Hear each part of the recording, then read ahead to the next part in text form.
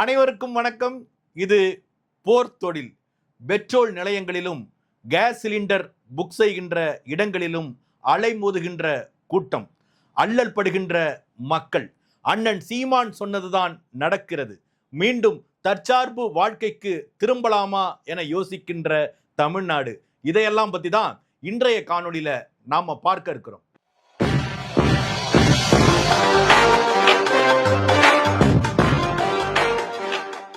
Iran அதிபர் Khamenei அவர்கள் கொல்லப்பட்டதிலிருந்து கிட்டத்தட்ட 2 வார காலத்திற்கு மேலாக ஈரான் இஸ்ரேல் போர் சூழல் மிகுந்த பதட்டத்தை ஏற்படுத்தியிருக்கிறது.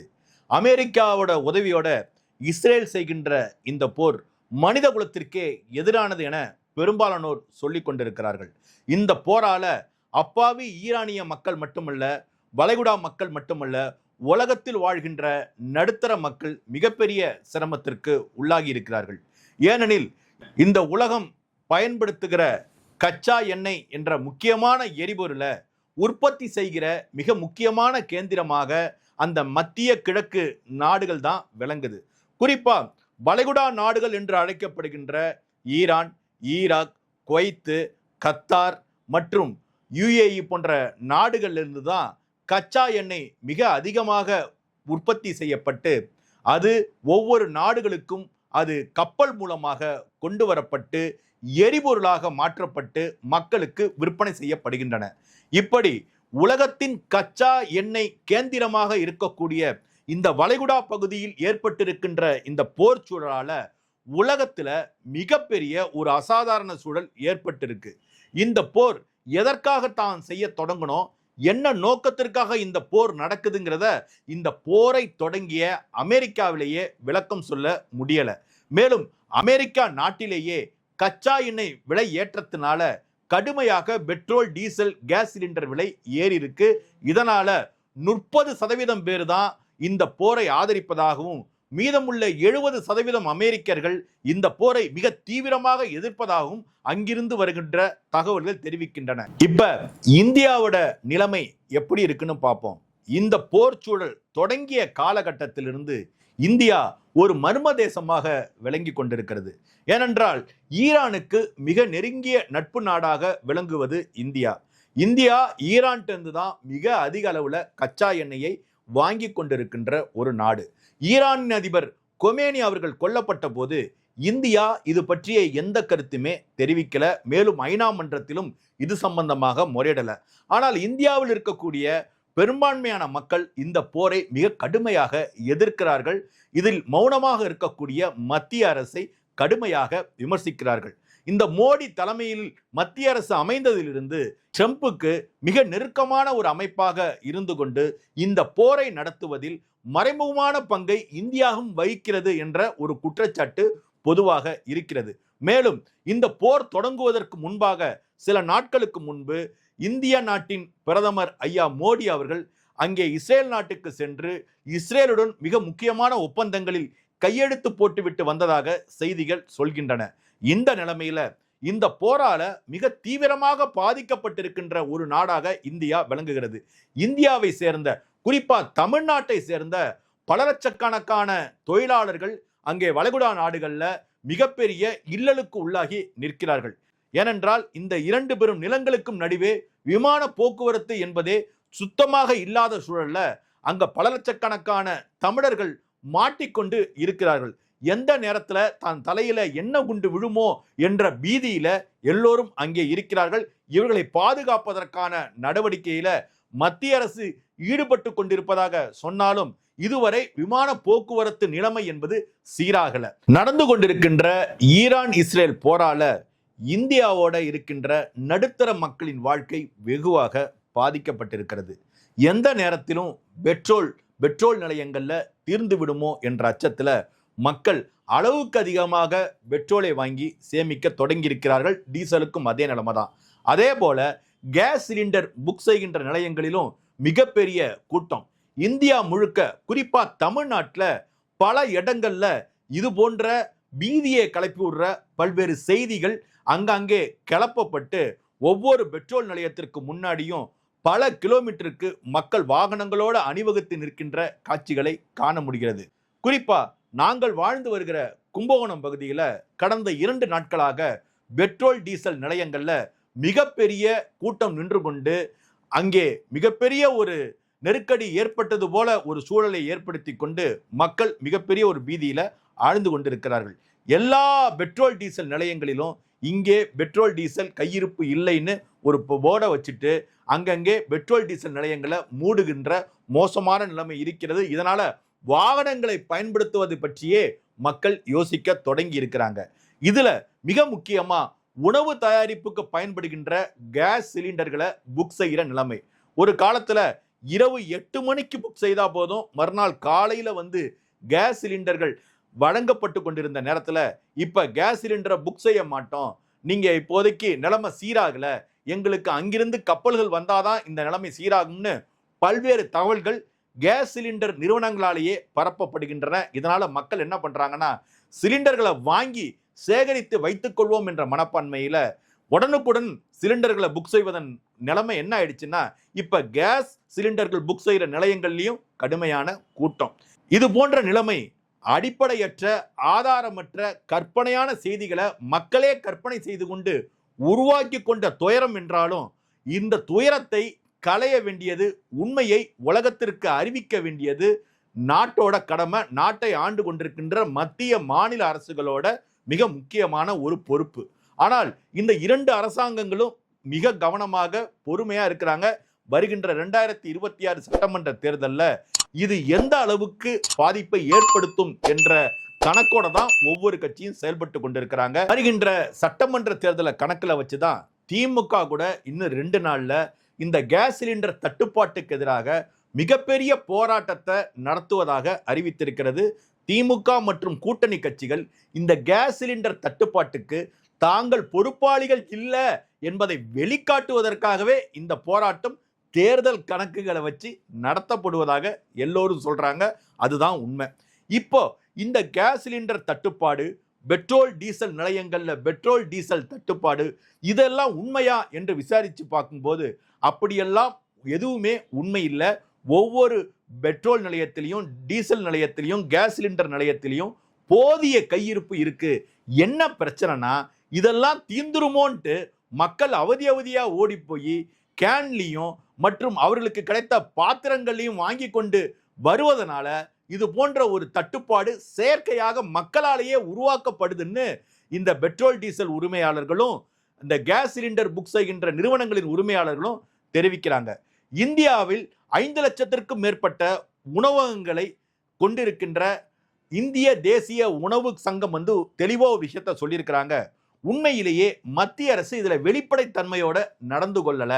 கேஸ் சிலிண்டர் தட்டுப்பாடுனா இன்னும் எத்தனை நாளைக்கு இந்த கேஸ் சிலிண்டர் தட்டுப்பாடு இருக்கும், எதிலிருந்து தொடங்குகிறது, எவ்வளவு அளவுக்கு இந்த கேஸ் சிலிண்டர் தட்டுப்பாடு என்பது எந்த அளவுக்கு இருக்கும் போன்ற புள்ளி விவரங்கள் எதுவுமே மத்திய அரசு கிட்ட இல்லை. மத்திய அரசு எப்ப கேட்டாலும் நாங்க ஈரான் அரசாங்கத்துக்கிட்ட பேசி கொண்டிருக்கிறோம், அந்த ஹேர்மூஸ் என்ற அந்த ஜலசந்தியை தாண்டி தான் கப்பல் வரணும், அந்த கப்பல் வரணும்னா அந்த கப்பல்களை ஈரானிய அரசாங்கம் தாக்காமல் இருக்கணும், எனவே அவர்களோடு நாங்கள் பேசி கொண்டிருக்கிறோம், இது போன்ற செய்திகளை தான் சொல்றாங்க. இதுல இந்திய அரசாங்கம் வெளிப்படைத்தன்மையோட இல்லைன்னு அவங்க குற்றம் சாட்டி இருக்கிறாங்க. இந்த 5 லட்சத்திற்கும் மேற்பட்ட முக்கியமான உணவகங்கள் உறுப்பினராக இணைந்திருக்கின்ற இந்த இந்திய தேசிய உணவக சங்கத்துல கையேந்தி பவன் போன்ற சிறிய சிறிய உணவகங்கள் இடம் பெறல. அது கோடிக்கணக்கான அளவுல நாடு முழுக்க இருக்கு.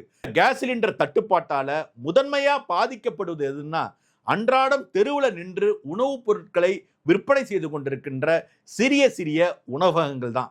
அவங்க தான் மக்களிடம் மிக நெருக்கமான அளவுல இருக்கிறாங்க, எண்ணிக்கையில அதிகமா இருக்கிறாங்க. அவர்களோட அந்த கேஸ் சிலிண்டர் தட்டுப்பாட்டால மிகப்பெரிய ஒரு உணவு பற்றாக்குறை இந்த வேலைக்கு போறவங்க, அந்த உணவகங்களை நம்பி வாழ்கின்ற மக்களிடையே நீடிக்குது. இந்த நிலைமையை உடனே சரி செய்ய வேண்டியது மத்திய மாநில அரசாங்கங்களின் மிக முக்கியமான கடமை என்பதை புரிஞ்சுக்கணும். பொதுமக்களும் ஒரு விஷயத்தை புரிஞ்சுக்கணுங்க. ஒரு செய்தி கேள்விப்பட்ட உடனே ஓடி போய் ஒரு இடத்துல அடைச்சிக்கிட்டு வரிசை கட்டி நிற்கிறது இருக்கு பாருங்க, அது ஒரு மோசமான நிலைமைங்க. நான் தஞ்சாவூர் போகணுங்கிறதுக்காக என் வாகனத்திற்கு எரிபொருள் போட ஒரு எரிபொருள் நிலையத்திற்கு போனாங்க. கண்ணுக்கட்டிய தொலைவில் வரைக்கும் ஒரே கூட்டம். அங்கே கார் எடுத்துகிட்டு போக முடியாது, நீங்கள் வேணா ஒரு கேன் எடுத்துகிட்டு வாங்க சார் அதுல வேணா நாங்க உங்களுக்கு பெட்ரோல் ஊத்தி தரோம் அப்படின்லாம் உரிமையாளர் சொல்றாங்க. எங்க பார்த்தாலும் ஒரே பதட்டம். இந்த பெட்ரோல் பங்குல டீசல் இருக்கு, இந்த பெட்ரோல் பங்குல பெட்ரோல் மட்டும்தான் இருக்கு, இதுல ரெண்டுமே இல்ல, அங்க எல்லாம் கிடைச்சிக்கிட்டு இருக்கு அப்படின்னு சொல்லி எங்க பார்த்தாலும் மக்கள் நின்று பேசிக் கொண்டிருப்பதும், அலைபேசி வழியாக குறுஞ்செய்தி மூலமாக தவறான தகவல்களை பரப்புவதுமான வேலைகள்ல பொதுமக்களே ஈடுபடுவது என்பது மிகப்பெரிய கவலை அளிக்குதுங்க. இந்த உலகம் என்பது எல்லோருக்கும் பொதுவானது. நமக்கு என்ன தட்டுப்பாடு ஏற்படுகிறதோ அதே போன்ற தட்டுப்பாடு அடுத்தவர்களுக்கும் ஏற்படும் என்பதை புரிந்து கொண்டு மக்களும் பொறுப்புணர்ச்சியோட நடந்துக்கணுங்க. அதை விட்டுட்டு தனக்கு மட்டும் எல்லாம் கிடைத்தால் போதும், அடுத்தவங்க என்ன ஆனாலும் பரவாயில்லங்கிறதுக்காக இருக்கிற எரிபொருளை பகிர்ந்து எல்லாரும் பிரிச்சுக்காம என் டேங்கை ஃபில் பண்ணுங்க, என் கார் டேங்கை ஃபில் பண்ணுங்க, என் பைக் டேங்கை ஃபில் பண்ணுங்க, எனக்கு சிலிண்டர் இன்னும் 2 சிலிண்டர் கொடுங்க, வீடு முழுக்க சிலிண்டரா அடுக்கி வச்சுக்கிறேன் என்று எல்லோரும் ஆசைப்படுவதன் விளைவுதான் இப்போது ஏற்பட்டிருக்கிற தட்டுப்பாட்டுக்கு முதன்மையான காரணமா இருக்கு. இப்போதைய அளவிற்கு இந்திய அரசாங்கத்துக்கிட்ட போதுமான கச்சா எண்ணெய் இருப்பதாகவே எல்லோரும் சொல்றாங்க. தமிழ்நாட்டில் எரிபொருளுக்கான தட்டுப்பாடு இந்த நாள் வரைக்கும், இந்த நொடி வரைக்கும் ஏற்படல. இப்போது ஏற்பட்டிருக்கின்ற தட்டுப்பாடு தவறான பொய்யான செய்திகளால் ஏற்பட்ட தட்டுப்பாடே ஒழிய, மக்களாக ஏற்படுத்தி கொண்ட தட்டுப்பாடே ஒழிய உண்மையான தட்டுப்பாடு இன்னும் ஏற்படல. இதையெல்லாம் தாண்டி ஒருவேளை இந்த போர் ஒரு முடிவில்லாம நீண்டு போனுச்சுன்னா நமது வாழ்க்கை எப்படி இருக்கும் என்பதை எல்லோரும் யோசிச்சு பயப்பட ஆரம்பிச்சிருக்கிறாங்க. இது ஒரு வகையில மிகச்சிறந்த சில மாற்றங்களை கொண்டு வருதுன்னு தான் சொல்ல முடியும். ஏனென்றால் மக்கள் இப்பதான் கேஸ் சிலிண்டர் இல்லாம, பெட்ரோல் டீசல் இல்லாம எப்படி வாழ்வது என்று யோசிக்க தொடங்கி இருக்கிறாங்க. இந்த பிளிப்கார்ட், அமேசான் போன்ற இணையதளங்களிலும் மிகப்பெரிய கடைகளிலும் அதிகமா விற்பனையாகிற பொருட்கள் எதுன்னா இந்த மின்சார அடுப்பும் இந்த சூரிய அடுப்பு, இது போன்ற விஷயங்கள் தாங்க. இதெல்லாம் ஒரு தற்காலிக தீர்வே தவிர ஒரு நிரந்தரமான தற்சார்பு வாழ்க்கையை கொண்ட வாழ்வியல் முறை இல்லைங்க. இதை நோக்கி மக்கள் நகர்வது என்பது இன்னும் நிலைமையை மோசமாக்கி தான் விடுமே தவிர நிரந்தரமான தீர்வை நோக்கி நகர்த்தாதுங்க. இந்த இடத்துல தான் அண்ணன் சீமான் சொன்னது நினைவுக்கு வருதுங்க. ஒவ்வொருத்தவங்களும் தற்சார்பு பொருளாதாரம் கொண்ட ஒரு வாழ்வியலை நோக்கி திரும்பணும். நகரங்கள்ல போய் இந்த அளவுக்கு கூட்டம் குவியக்கூடாது. தமிழ்நாடு முழுக்க தலைநகரங்கள் பரவலாக்கப்படணும், 5 தலைநகரங்கள் உருவாக்கப்படணும். ஒரே இடத்துல கூட்டமா குவியறதன் அதோட விளைவு என்னன்னா, இது போன்ற ஒரு பேரிடர் வருகின்ற காலத்துல மிகப்பெரிய சேதங்களை அந்த கூட்டம் எதிர்கொள்ள நேரிடும் என்பதை காலத்தை அறிந்து கூவும் சேவல் போல அண்ணன் மிகச் சரியாக ஒவ்வொரு கூட்டத்திலும் எடுத்து சொல்லி கொண்டிருக்கிறார். இப்ப அண்ணன் சீமான் சொன்ன இந்த தற்சார்பு வாழ்க்கை முறை என்பது அண்ணன் சீமான் முதலாக கண்டுபிடித்து கற்பித்தது அல்ல. காலம் காலமாக தமிழர்கள் தங்கள் வாழ்க்கையில கடைபிடித்து வந்ததுதான். ஒரே ஒரு பசுமாடும் ஒரு முருங்கை மரமும் இருந்தா போதும், அந்த குடும்பம் முழுமையாக பொருளாதார விடுதலையோட வாழ்ந்துவிட முடியும் என்பதை நிரூபித்தவர்கள் தமிழர்கள். ஒரு காலத்துல மாடு வைத்திருப்பது, முருங்கை மரம் வைத்திருப்பது, சிறிய காய்கறி தோட்டம் வைத்திருப்பது தான் ஒரு குடும்பத்தின் தகுதியாக பார்க்கப்பட்டது. ஆனா இன்னைக்கோ மிகப்பெரிய கட்டிட வளாகத்துல 6வது தளத்துல வீடு இருக்கு, அபார்ட்மெண்ட்ல 11வது தளத்துல வீடு இருக்குன்னு நம்ம பெருமை பொங்க பேசினாலும் இது போன்ற ஒரு தற்சார்பு வாழ்க்கையை நாம இழந்துட்டு தவிக்கிறோங்க. என்னைக்கு தமிழர்கள் வாழ்க்கையிலிருந்து கால்நடைகள் தொலைக்கப்பட்டனவோ அன்னைக்கே தற்சார்பு வாழ்வியல் முறையும் மறைஞ்சு போயிடுச்சுங்க. அதனாலதான் ஒரு சிறிய இடர் வந்தாலுமே உடனே நாம எல்லோரும் தவிக்கிறதுக்கு காரணம் இந்த தற்சார்பு வாழ்க்கை முறையை கைவிட்டதுதான். ஒரு சிறிய தோட்டம் இருந்தா போதும், அங்கிருந்து நம்ம விறகு எடுத்துக்கலாம், அங்கிருந்து நம்ம காய்கறி பறிச்சுக்கலாம், ஏதோ நம்மால் முடிந்த சிறிய சிறிய உணவுப் பொருட்களை தயாரிச்சுக்கலாம், அடுப்பு எரிச்சுக்கலாம். ஆனால் இது போன்ற எல்லா விதமான வாழ்க்கை முறையும் விட்டுட்டு கட்டிட காடுகள்ல தமிழர்கள் நம்மை நாமே தொலைத்து கொண்டிருப்பதன் விளைவுதான் இந்த சின்ன சின்ன பிரச்சனைக்கும் மிகப்பெரிய அச்சம் பட வைக்கிற ஒரு மனநிலையை உருவாக்குது. இதையெல்லாம் முன்னிட்டு அண்ணன் சீமான் மிக தெள்ள தெளிவா சொன்னாரு, ஆடு மாடு மேய்ப்பவர்கள் அரசு ஊழியர்கள் என்று சொன்னார். ஏனென்றால் ஆடு மாடு மேய்த்தல் என்பது அது ஒரு தொழில் அல்ல, தமிழர்களின் பண்பாடு என்று அவர் உறுதியா பேசிக்கொண்டே இருக்கிறார். உடனே எதிர்த்தரப்புல இருக்கிறவங்க சீமான் எங்களை ஆடு மாடு மேய்க்க சொல்லிட்டாரு, சீமான் எங்களை மீண்டும் பழைய வாழ்க்கைக்கு திரும்ப சொல்றாரு என்றெல்லாம் மிக மோசமான விமர்சனங்களை முன் வச்சாங்க.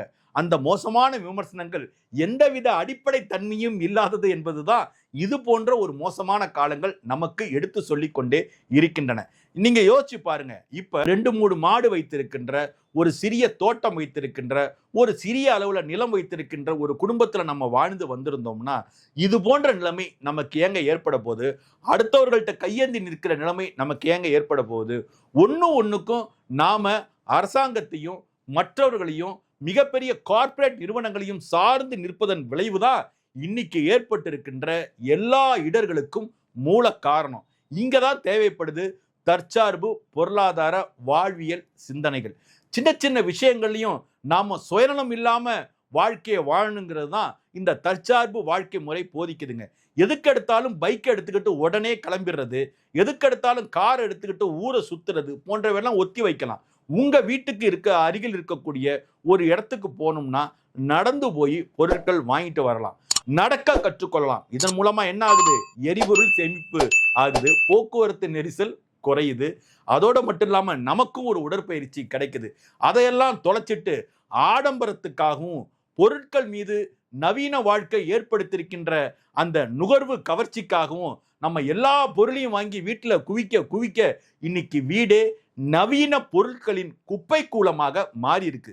நீங்க ஒரு வீட்டுல நீங்கள் பயன்படுத்தாத பொருட்கள் என்று சில பொருட்களை நீங்க பட்டியலிட்டு பார்த்தீங்கன்னா நீங்கள் வைத்திருக்கின்ற 80% பொருட்கள் பயன்படுத்தாத பொருட்கள் தான். இதையெல்லாம் புரிந்து கொண்டு மீண்டும் ஒரு எளிய வாழ்க்கைக்கு, தற்சார்பு வாழ்க்கைக்கு தமிழர்கள் திரும்ப வேண்டும் என்பதுதான் அண்ணன் சீமானின் எண்ணம் மட்டுமல்ல, ஒட்டுமொத்த இந்த உலகமும் எதிர்கொண்டிருக்கின்ற இந்த இடர்களிலிருந்து தமிழர்கள் தங்களை தற்காத்துக் கொள்ள இருக்கின்ற ஒரே தீர்வு. இப்ப நம்ம பேசிட்டு இருக்கப்ப நம்ம சொன்னோம், ஒரு சின்ன குடும்பத்திற்கு ஒரு சின்ன அளவு நிலம், ஒரு சிறிய தோட்டம், ஒரு முருங்கை மரம், ஒரு மாமரம், அதே போல சில மாடுகள் இருந்தா போதும் அந்த குடும்பம் பிழைச்சிக்கலாம் அப்படின்னு நான் சொன்னேன். உடனே எல்லாம் சொல்லுவாங்க, நாங்க நிலத்துக்கு எங்க போறது, நாங்க ஆடு மாடுகளுக்கு எங்க போறது என்று ஒரு பெரிய கூட்டம் எழும்பி இதை விமர்சிக்க கொடுங்க. நாங்க என்ன சொல்றோம்னா, ஒரு கிராமத்தில் இருக்கிற பெரும்பாலான குடும்பங்கள் தற்சார்பு வாழ்க்கையை நோக்கி நகர்ந்துருச்சுன்னு வச்சிங்களேன், அவர்களை சார்ந்து இருக்கின்ற மற்ற குடும்பங்களும் அதே போல நகர்ந்துருங்க. நீங்க இந்த நிலத்தில் பயன்படுத்தாத விவசாய நிலங்கள் எவ்வளோ இருக்கு, புறம்போக்கு நிலங்கள் எவ்வளோ இருக்கு, மக்கள் வசிக்காத நிலங்கள் எவ்வளோ இருக்குன்னு யோசிச்சு பார்த்தீங்கன்னா நம்ம இப்ப பயன்படுத்தி கொண்டிருக்கின்ற விவசாய நிலங்கள் எவ்வளவு குறைவா இருக்குங்கிறத உணர முடியுங்க. இந்த அடிப்படை அறிவு கூட இல்லாம மக்களை ஆடு மாடு மேய்க்க சொல்றாங்க, விவசாயம் பார்க்க சொல்றாங்க என்றெல்லாம் பைத்தியக்காரத்தனமா பேசுவதெல்லாம் இனிமே கதைக்கு ஆகாது. மக்கள் இயற்கையோடு இணைந்து இயற்கையை புண்படுத்தாத, காடுகளை அழிக்காத, கனிம வளங்களை கொள்ளையடிக்காத, இந்த பூமிக்கு அடியிலிருந்து எல்லா வளங்களையும் திருடி கொள்ளாத ஒரு வாழ்க்கையை நோக்கி நகரணும். இல்லாட்டி மிகப்பெரிய இயற்கை பேரிடருக்கு உள்ளாக நேரிடும். இது போன்ற போர் சூழல்கள், கடுமையான பதட்டங்கள், அது போன்ற காலங்கள்ல மக்கள் ஒரு பெருந்தன்மை உணர்ச்சியோட நடந்துக்கணும். நாம மட்டுமல்ல, நம்மை சார்ந்தவர்கள் மட்டுமல்ல, நாம் வாழ்கின்ற ஊர் மட்டுமல்ல, நாம் வாழ்கின்ற நாடும் நல்லா இருக்கணும். எரிபொருள் பிரச்சனை வருதா, அதை எல்லோரும் பகிர்ந்து எடுத்துக்கணுங்கிற மனநிலையில எல்லோரும் பெருந்தன்மையோட நடந்துக்கணும்.